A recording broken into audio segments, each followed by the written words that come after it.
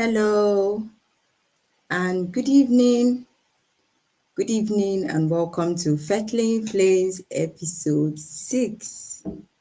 Wow. It's a pleasure to have you here. If you're with me, my name is Precious Ndiku Pascal and I'm your host on Fettling Flames. Fettling Flames is our talk show conversation where we kindle the subtle fires that mend you to wholeness. And today it is my pleasure again to have this conversation with you. Please engage in the comment section, share with us your thoughts, and just engage in the discussion. We hope to have a wonderful time today as you spend the evening with me. So today we will be talking about purity pathways. Welcome, Favor. I see you. You're very much welcome. Are we ready to go? Purity pathways. Purity pathways. And I know that you're here to learn, you're here to be enlightened, you're here to gain more knowledge. I hope that we'll be able to do that as we go on. Feel free to share your thoughts in the comments and engage as well. So, purity pathways. You know, the concept of purity is one that is gradually becoming obsolete. It's not, would you say the word popular? It's no longer as popular as it used to be. And the reason is because the world has become a dark place. I mean, of course, the world has been dark from time immemorial, from the fall of man, but the world is much, much darker now than it ever was. You know, there is so much glorification and amplification of evil, of absurdity, of vulgarity, of wickedness, of obsolescence and obscenity.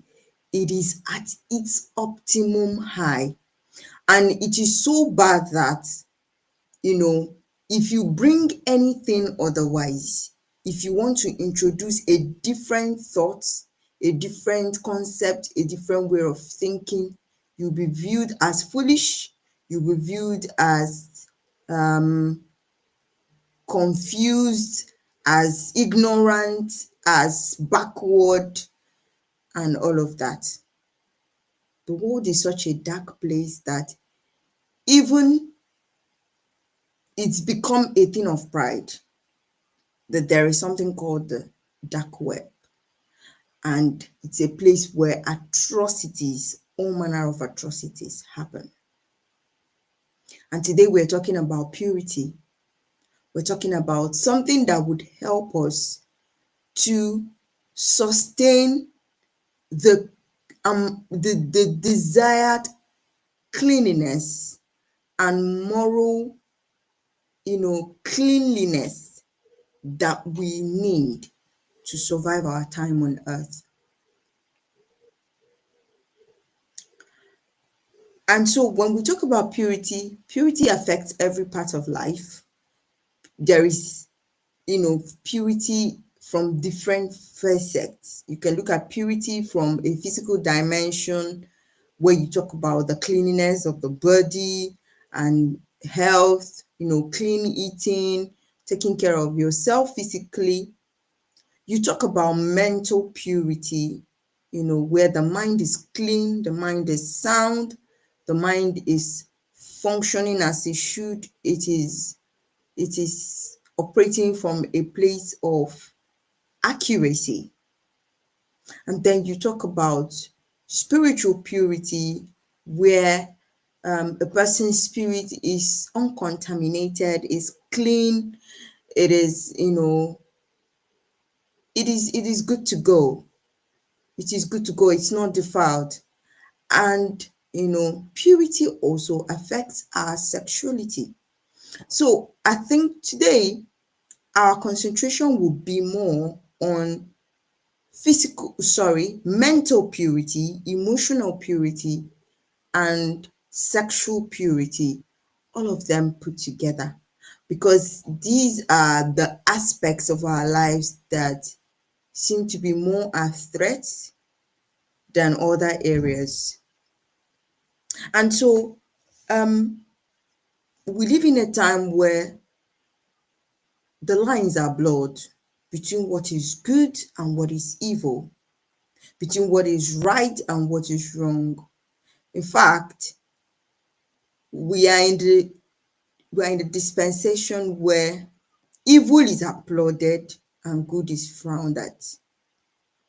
You will be signed up, you will be given a platform, you will be encouraged, you will be sponsored if you have something, you know, that showcases nakedness, something that promotes nudity, something that promotes vulgarity, you will get the platform. Something that increases the pleasure, that sparks pleasure among people, especially young people. If you do have that, oh, welcome on board. You're going to be sponsored, you're going to be given the platform, you're going to be encouraged. If you have a social media platform where you create all manner of weird things, absurdities, you'll be celebrated. You will get the views, you will get the likes, you will get the engagement. And so these things are pushing a lot of people to do things to fit in. Because when you choose a different path, when you choose the opposite direction, you look the odd one out. You look like you're not part of the gang. And FOMO is a real thing. FOMO means fear of missing out. FOMO, the fear of not being a part of what is happening in the system, not being celebrated, not being recognized, is a real thing.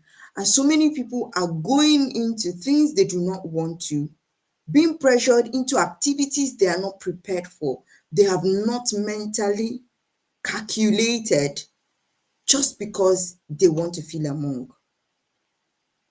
And so, unfortunately, purity is now considered old fashioned.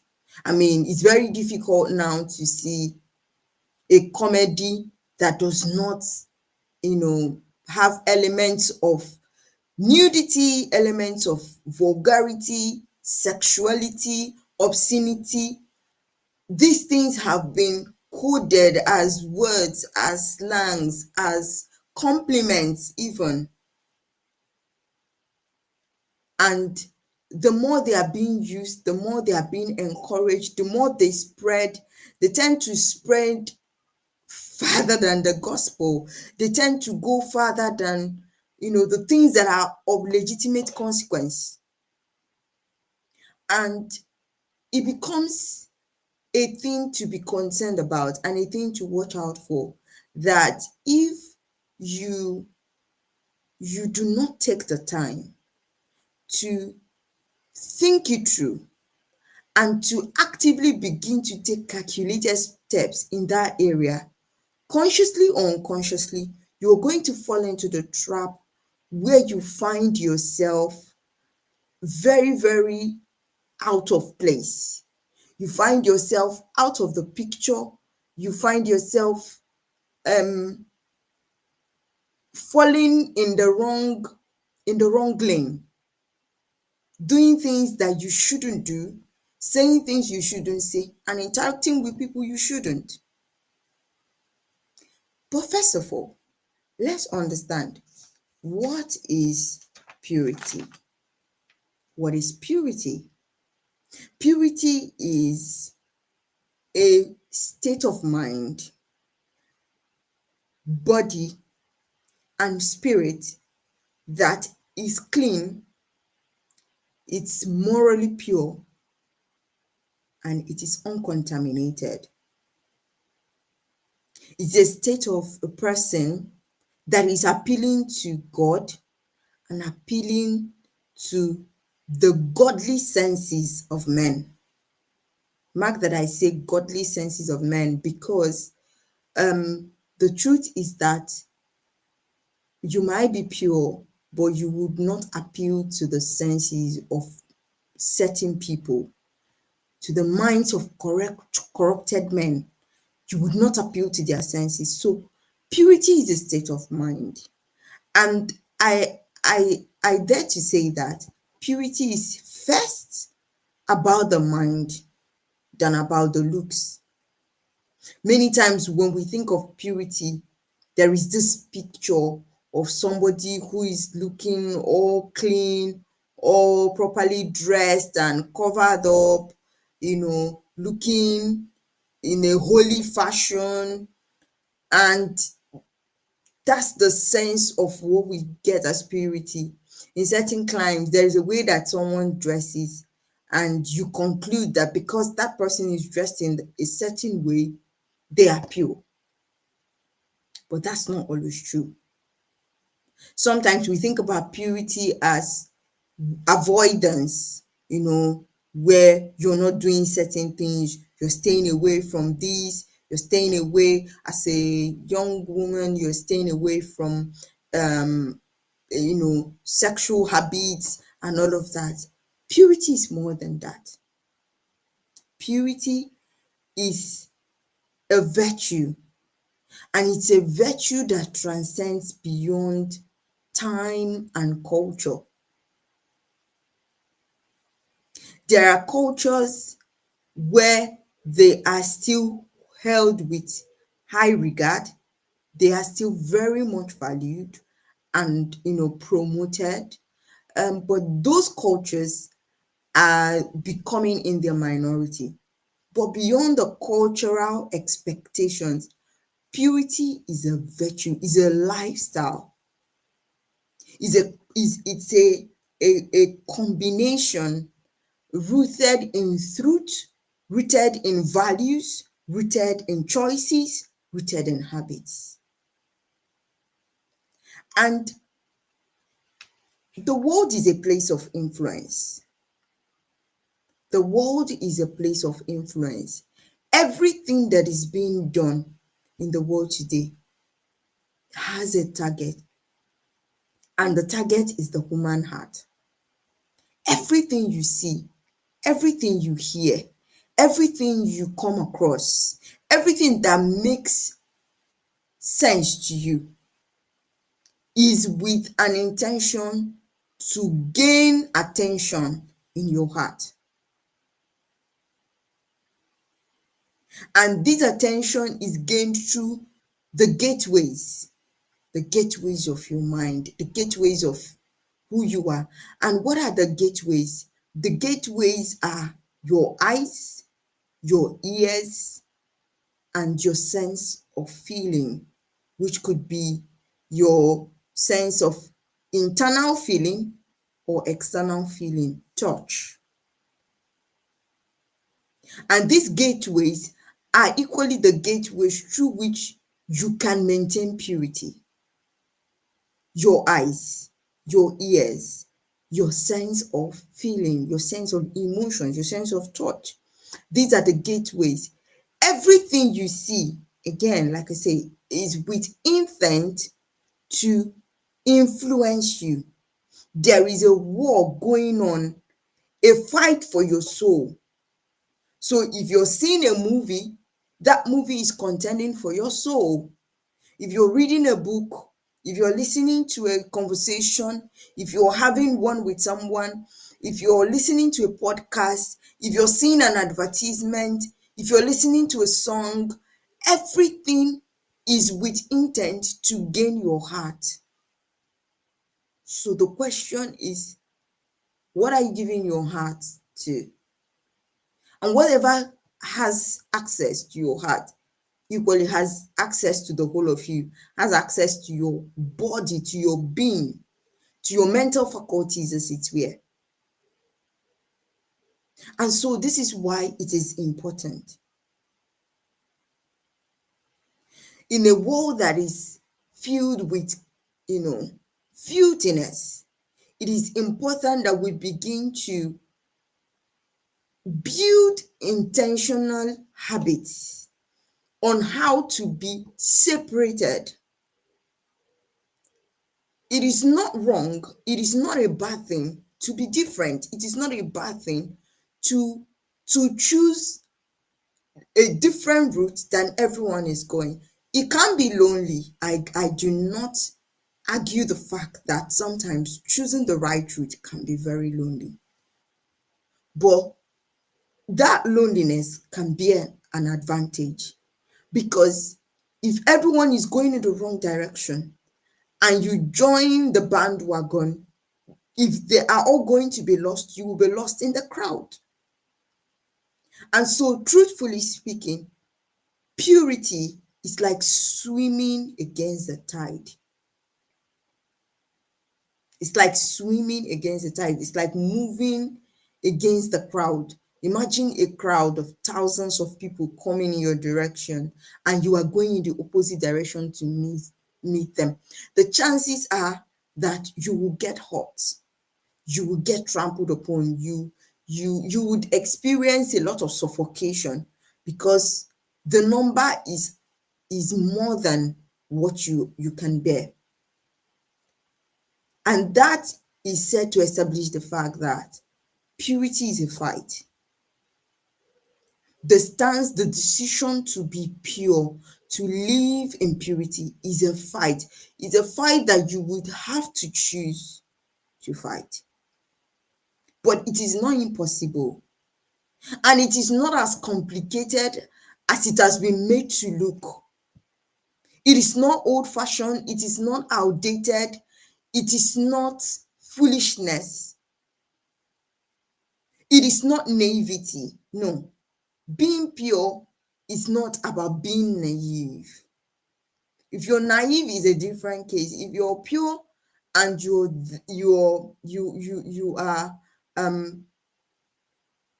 are shy, that's not what we are talking about. We're talking about the kind of purity that makes you make conscious choices despite what you know and despite the things that you see. So, what can we begin to do? Knowing that purity is a fight, knowing that it is a war we would have to fight daily. The confrontation that we are having in this generation is a daily one. For every time you pick up your phone and open up a social media site, you see something that challenges and insults your sense of decency. For every time you put on your television, you see something that challenges your sense of decency. It could be an advert, it could be a song, it could be just about anything. You step out, in fact, you don't even need to step out of your house to be insulted, morally insulted. You don't need to. All you just need to is to have a neighbor. Live among people. People have no sense of self-respect anymore. People come out, you see people, they are coming out stark naked. Everything just out there. Some people are dressed, but it would have been better that they were not dressed, so that we would know that, okay, they didn't feel like putting on anything, and we will know that the madness is licensed. But you will see people dressing, and you will see things that are worse than a mad person. Everything is on display. It's not gender exclusive. It's not just women. It's women, it's men, it's boys, it's girls. The craze is a competition. So, are we going to join the craze? One thing that we need to establish is the fact that your environment is a powerful powerful place. It's a powerful influence on who you become. You can choose that I'm not going to do certain things. I'm not going to use certain words. I'm not going to say certain things. I'm not going to go to certain places. But the truth is that your environment can be bigger than your decisions, can be bigger than your value system. Your environment can challenge and conquer your beliefs, your choices, your decisions, your habits. And so it will take a higher level of intentionality, of decision, of resilience, of courage to be in an environment that challenges everything you stand for and maintain that stance.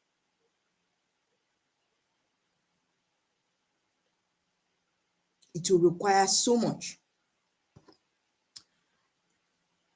I remember a story earlier, not too long ago, about a young man who used to come from a certain part of Africa, and I think he was a footballer or something.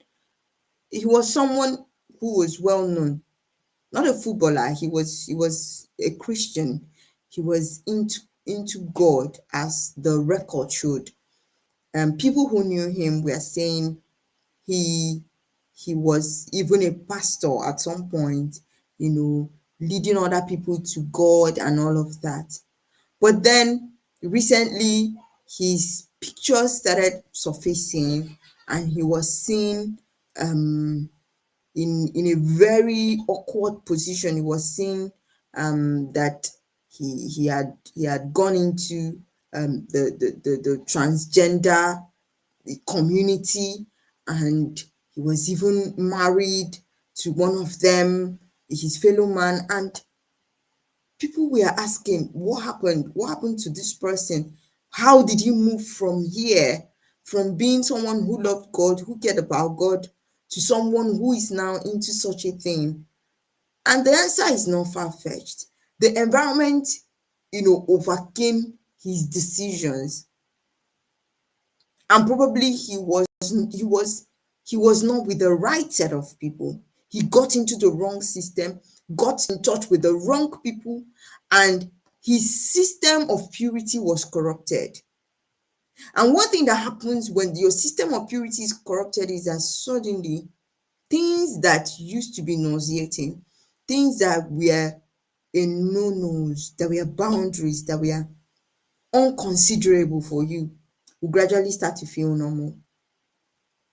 Somebody who was once dressing appropriately, well covered, looking all nice and reasonable, all of a sudden they look so shabby, they look so, they look like something has really, really gone wrong. You see someone who used to speak in a very coordinated manner, had a sense of decency and, you know, respect and decorum, and all of a sudden they are speaking in very strange tones. They are using very, absurd languages. Everything they say is sexualized. Everything they do is pointing towards, sex and sexually associated words and actions. So what that tells you is that the environment of that person has been hijacked. Sometimes it could be physical environment where they are physically, sometimes it could be where they are mentally, because there are certain people who may not have been physically, their environment has may not have physically had that impact on them, but their communication in the online space, in the internet world, has pushed them into things that they were not supposed to be in, has exposed them to the wrong places, to the wrong people, and the wrong things. So when we talk about the dark web, we're talking about where people go to do a lot of absurdities, things that cannot be mentioned. And those environments, they have a way of corrupting your system of purity.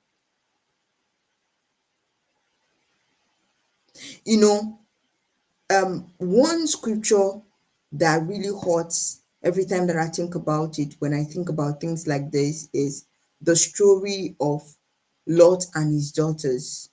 Lot's family as a whole, I mean, they were having a good life. It was a good time for them when they were with Abraham. Things were going on well until Lot decided that he needed greener pasture. He needed a better place, and then he relocated with his family. Now, initially, Lot's intention was not to dwell with the people of Sodom and Gomorrah, because when you read that passage of the scripture, you find out that he was in a place where the scripture said that he was he was in the plains, so he was a bit far away, but it didn't matter because it was only a question of time. And Lot moved from being in the plains of Sodom and Gomorrah to living in Sodom and Gomorrah.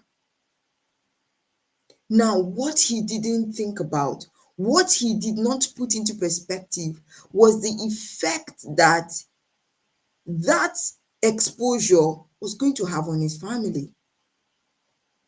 When he took his family and went to that place, he didn't think about the consequences. He felt that being righteous was going to be protective enough. No, it wasn't.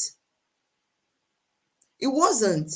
Yes, they had that knowledge of God that Abraham introduced them to, but in that place, his children were not going to be isolated. They were not living on an island. They were living with people. They were going to mingle with these people. And these were people who were corrupted in their minds. These were people who had gone overboard, who even the heavens were tired of their atrocities. Long story short, God had mercy on Lot and his family. And at the time that Sodom and Gomorrah was set to be destroyed, God decided to take him out and his family out. And they were given instructions to leave that environment because it was the worst place they could have chosen to live. Now, it was so disheartening, so painful, that even in that system of deliverance and rescue, it still didn't change anything for them. They left Sodom and Gomorrah, but the impact of Sodom and Gomorrah did not leave them. How did we know? Because when they finally left Sodom and Gomorrah and the whole place caught fire, first of all, Mrs. Lot was too engrossed. Her heart was too corrupted. The purity of her mind was already lost, long gone into Sodom, such that even the instruction of angels could not hold her back. She couldn't dare not to have one last look, despite knowing that she was going to be, despite knowing the consequences. So the consequences of being in a negative environment is so strong that even when you know the consequences, you cannot help yourself. I dare to say that Mrs. Lot was addicted.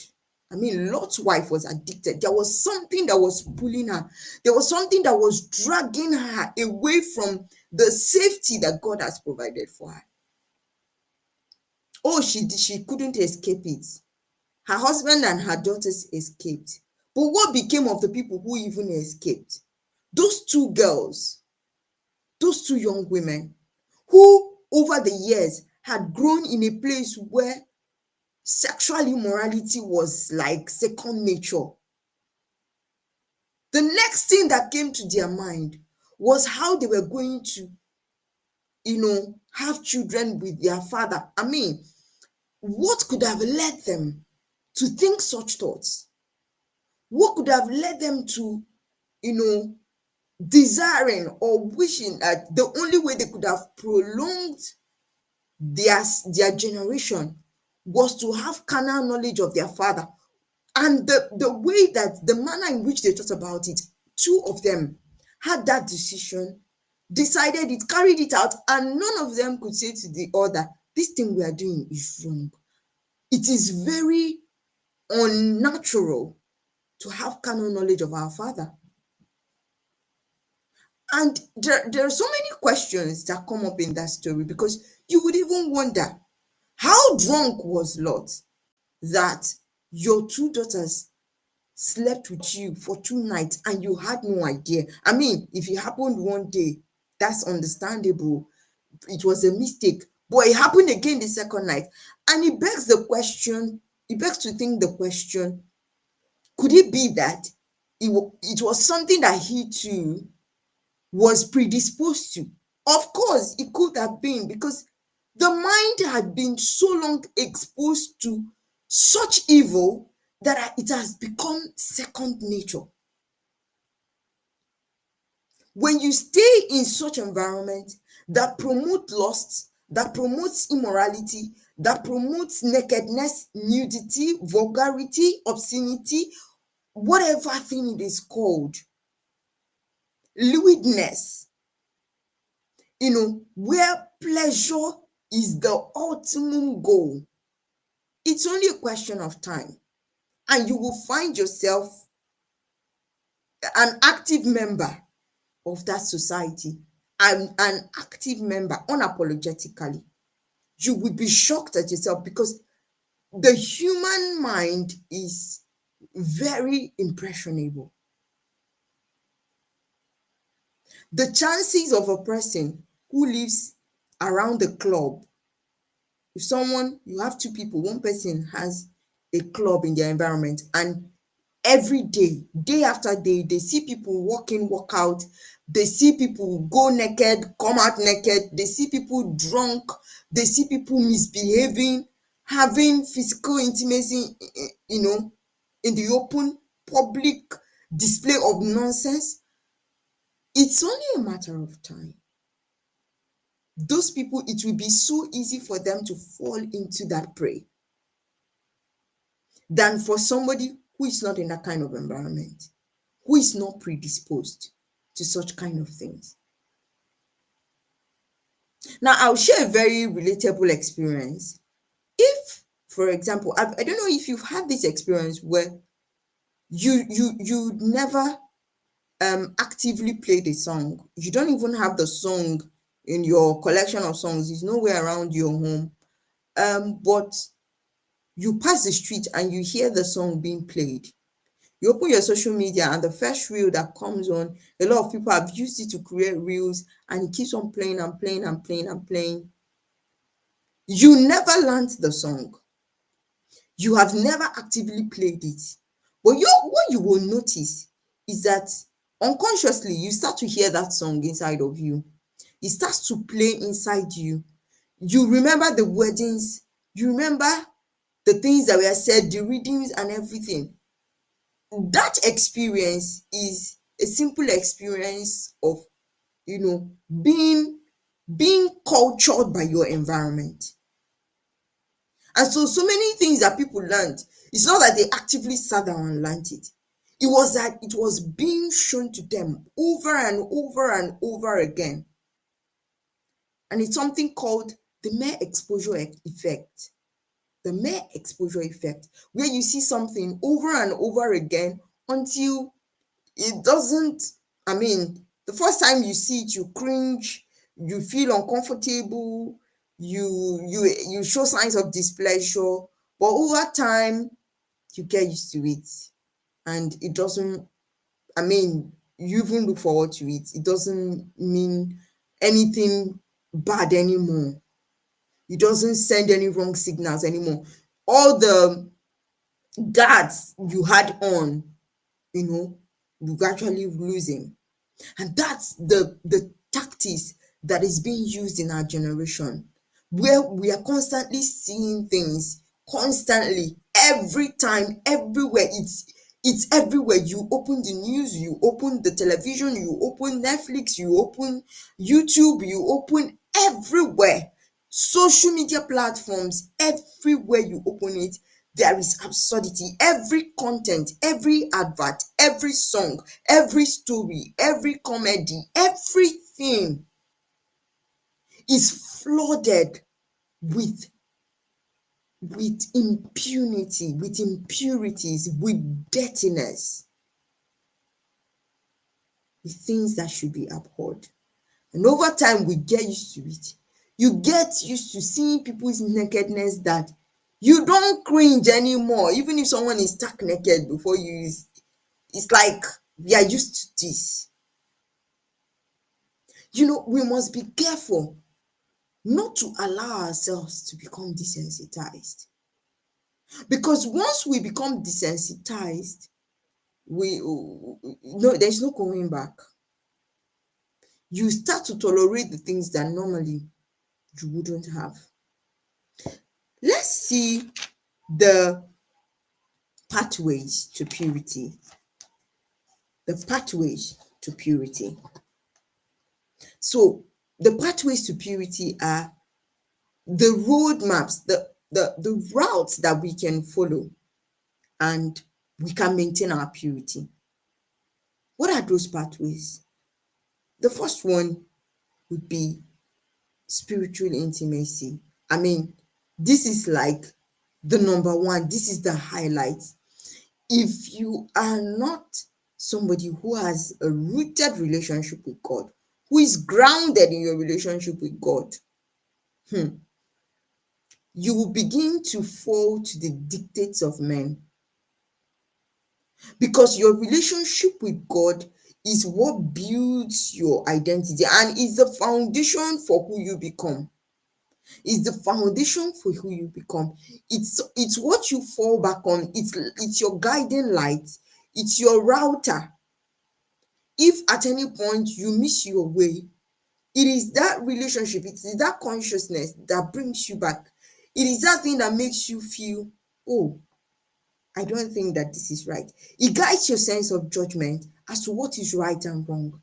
And so if your relationship with God is not strong enough, you are going to be a prey for impurities over time. So your relationship with God, your spiritual intimacy is the bedrock for purity, for finding the path to purity.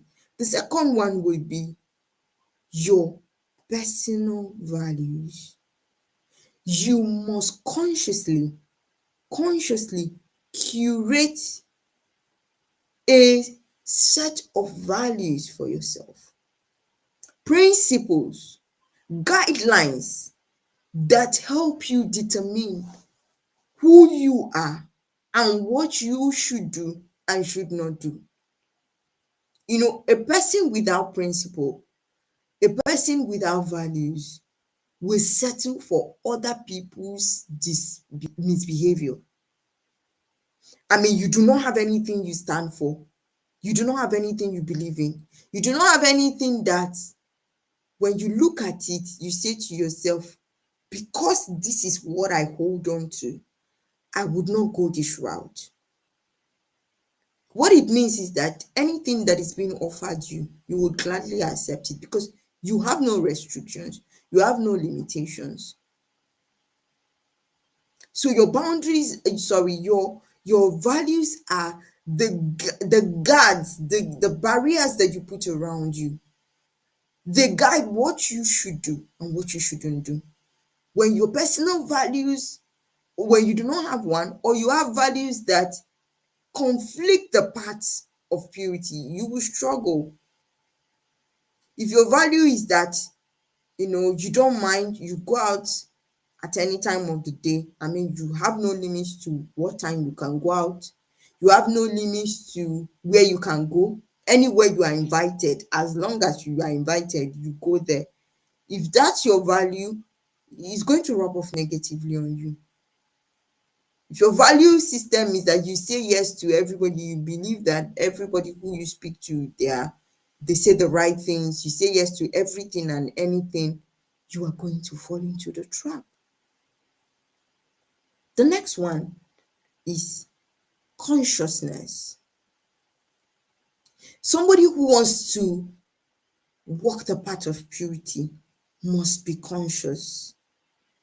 Every day, You will need to remind yourself that it doesn't matter what happens. I cannot hold this path. I have a different pathway that God has stipulated for my life. I know where I'm headed. I know my limits. I know my values. I know my my identity. I know who I am. The consciousness of who you are, the consciousness of how you should carry yourself, the consciousness of who you are portraying yourself to be, how people view you, the consciousness of how you are viewed, they all matter in who you become. How should people view you? How should you be seen? How should you be known? What is the impression of you that you want to create in the mind of other people? Is it that you are somebody who anything goes, or you are someone that when they think about you, they would say to themselves, you don't go to this person because they wouldn't say yes, they wouldn't agree. When you have set that standard and there is that consciousness, it guides you in the things that you do, in the way that you are able to carry yourself. That consciousness guides your decisions. It guides the things you watch. It guides the things you say, even when no one is watching. The next one is discipline. Discipline is a key, is a pathway to purity. You cannot sustain a life that is clean if you're not disciplined. If you do not have a limit to what you can and cannot do, if you do not know how to put a stop where you should, if you do not have the moral restraint to withdraw when it is time, the discipline to say, no, I won't watch this thing, the discipline to decide, I won't go to this website. Okay, I came across something and it wasn't what I planned to see. I mean, I stumbled across it and I didn't plan to see it. It is discipline to say, I saw it once, I won't see it again. And no matter what keeps pulling you, you eliminate whatever it is that will draw you, take you back there. If you have to delete, if you have to block, if you have to, But a person who is indisciplined, that every time you watch that movie, your sense of sensual arousal is heightened. Every time you go to that person's reel or that person's video, every time you look at them, it sparks something impure. It creates impure thoughts inside of you. Then you keep going back, you keep watching them, you keep listening to them. Every time you listen to this conversation, to that podcast, it creates a very odd, weird, unpalatable picture in your mind. You go to bed thinking of so many things, hallucinating and fantasizing. Why go back to listen to it? The discipline to say, no, I won't do this anymore. The discipline to say, I won't proceed. Okay, someone is having a conversation with me and I don't like the way it's going. It's beginning to, stink in my ears. It is discipline to walk out, even if it is going to offend someone. Because you have a duty to protect your mind, to protect your heart. Remembering that everything you are being told, everything you're being seen, you are being shown, everything that you hear is with intent to capture your heart. And so you mustn't give in to the things that will corrupt your mind. The next one will be boundaries. If you've listened to me a couple of times, you've heard me say boundaries are non-negotiable. Boundaries are non-negotiable, and they are not a sign of pride. They are not a sign of I am better than the other person. They are protective. They're a sign of saying I respect myself. I do not trust myself enough. So I put protective measures. And yes, you don't have to trust yourself enough because you're human. And being human means that you are fallible. When you put those boundaries, how you interact with um the opposite sex, whether you're married or you're unmarried, those limits are all off now. In this time and age, you're married, you're unmarried, it doesn't make a difference. They go after married people, they go after unmarried people. So nobody is off the radar. Everyone is a target. And so being able to put those measures to say, there are certain things I cannot do. There are certain people I'm not going to relate with. There are certain requests that I cannot answer. There are certain invitations that I cannot honor. It might offend you. It might make you upset. I'm sorry, but I won't do it. I'm not going to have this conversation. I'm not going to have this chat. I'm not going to watch that movie with you. I'm not going to come to your house. You invite me, you leave alone. I'm sorry, I'm not going to show up. I'm not going to show up because I know what is involved. And I respect those boundaries. Every time you break your boundaries, you first disrespect yourself and you grant another person the permission to disrespect you. So once you break your boundaries, if you have one, you have given the license to be disrespected by anyone. So if you want to walk the path of purity, you need to have clear-cut boundaries. If you need to write them down, if you need to keep them mentally in your mind that I cannot do this thing. There are my I cannots, my no-nos, my non-negotiables. Then you are putting those measures to help yourself achieve purity. The next one would be intelligence. You know, if earlier in the beginning I said that purity is not just innocence, that you do not know, you don't have a knowledge about something that is obscene or absurd, does not mean that you are pure. So feigning innocence, I don't know what it means. That's not what purity is. Purity involves intelligence. Purity involves that, well, you have you have knowledge from the right source, and you have the mental reasoning to be able to draw distinctions, to be able not to fall a prey, to be able not to be gullible, not to be, um, to be taken advantage of. Because there are certain people that claim that, oh, they are pure, but they are still foolish. Was the Bible who told us about 10 virgins, 5 were wise, 5 were foolish. So foolishness is not something to be celebrated. It's not something to applaud. That you are pure, you haven't done certain things, but you are uninformed, that purity is incomplete. Am I saying go and listen to things that are absurd? No. Am I saying you need proper knowledge from the right people? If you come across a conversation, you're not listening with an intent to learn something bad.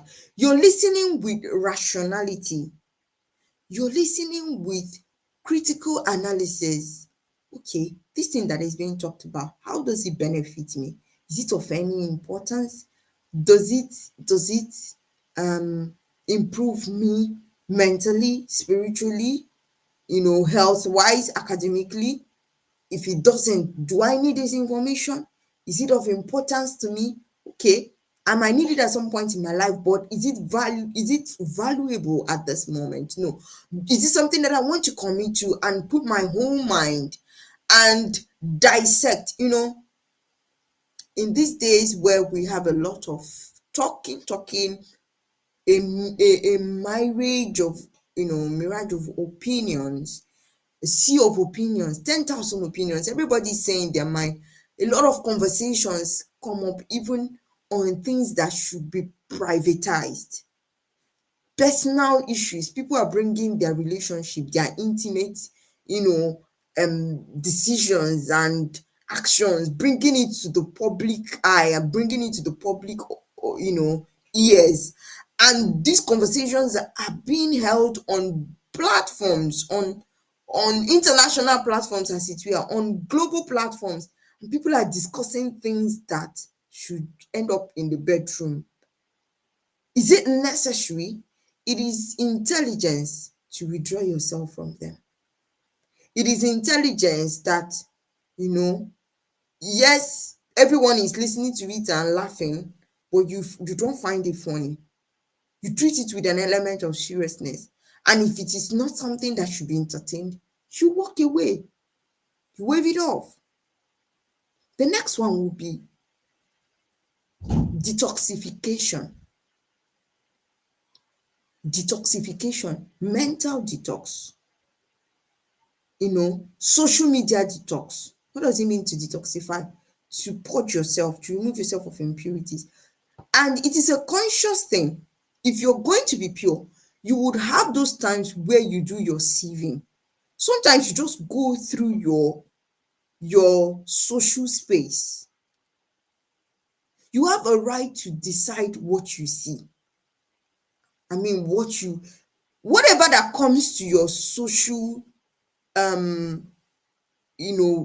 mirror, your screen, is an algorithm that somehow you are fueling. Have you noticed that you watch something about a particular thing? Say you watch something about a kind of biscuit. The next thing you know, biscuits from the same company will start coming to your algorithm. You start seeing more videos like that. Because these things are set in such a way that you can curate what you see. You can design what comes to your eyes. Well, you don't have the automatic decision. Sometimes things are suggested to you. And you see, there are still suggestions. You have the right to choose to see them or not to see them. There is always a button to, undo if you do not want to see more of those things. They would ask you, would you like to see more of these videos? Would you like to engage with such kind of content? It is your prerogative to decide that I don't want to be watching this kind of thing. Oh, I see certain comedies that are very dirty and very sexualized. I don't want to see them anymore. And I unfollow those people and I undo those things, and I don't click on things that are in that light so that the algorithm doesn't bring it to me. You detox. Sometimes you go through your subscriptions. Who are even the people that I'm subscribed to? What are their values? What do they promote? And you'll be shocked. You'll be shocked to find out that some of the people you're following, the things they stand for are terrible. Terrible. And so there is a place of that conscious decision to detoxify your environment. My movies, the things I watch, the ones I downloaded, the ones that I saved for later. What are the contents? Oh, you're about to watch a movie and they're telling you there are scenes of sexual violence and stuff like that. And you go ahead and watch it. It's your choice. It's your decision. You choose them. But you can choose to detoxify those things. Things that need to be deleted, delete. Things that you need to unsubscribe, unfollow. You remove those things. And that's chasing purity. That's chasing purity. If there are friends that need to be cut off, those friends promote vulgarity, Every time you stay with them, it's all nudity, it's all sex, it's all boyfriend, it's all friendship, it's all relationship, it's all lost talks. Please let go. Let go. They add no value to you, so you let go.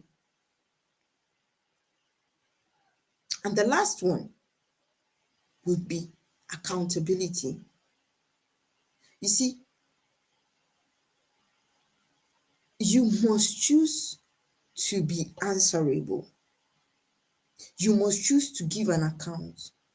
You are accountable to God, but before you become accountable to God, who you do not see, you must be accountable to someone higher. There are certain people who have gotten into sexual addictions, and part of the reason why it is difficult to cut off from those things is because it's all in the secret.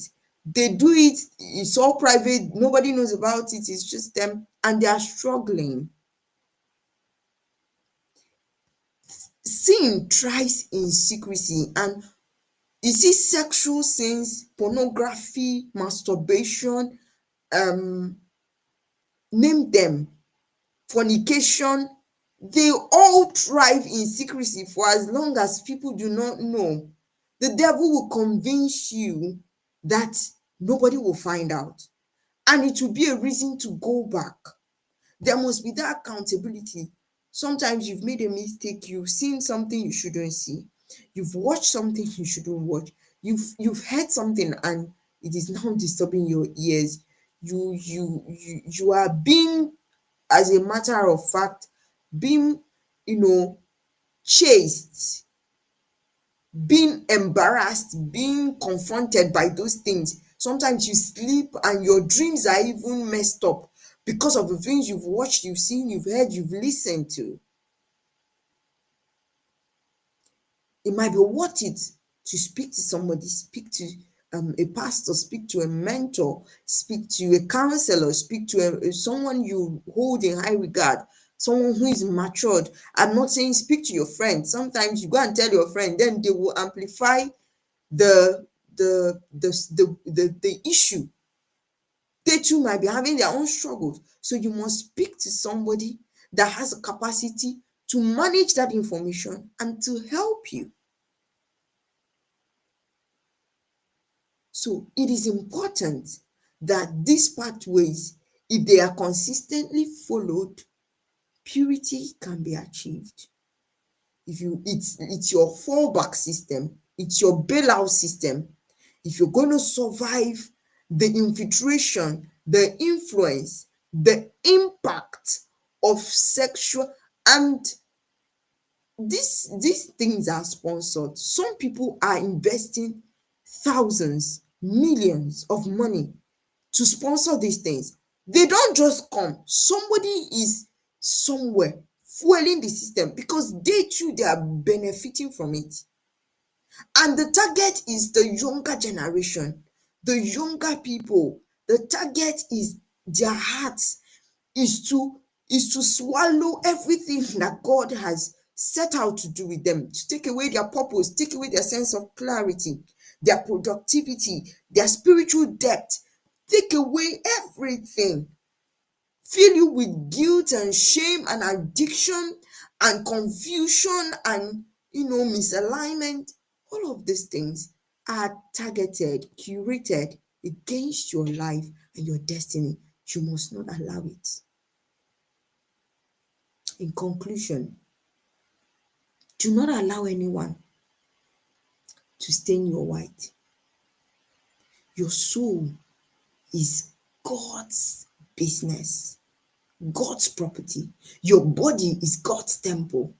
Do not allow anyone to deposit their debris into your body, deposit their debris into your mind, deposit their debris into your spirit. Censor what comes in, what goes out. Censor what you see, what you hear, what you feel, and what goes into your heart. And with that, we've come to the end of Fetling Flames for today. Thank you for joining me, and I hope that I was able to kindle a subtle fire that would mend you into wholeness. Thank you for joining me today, and see you next time. Goodbye.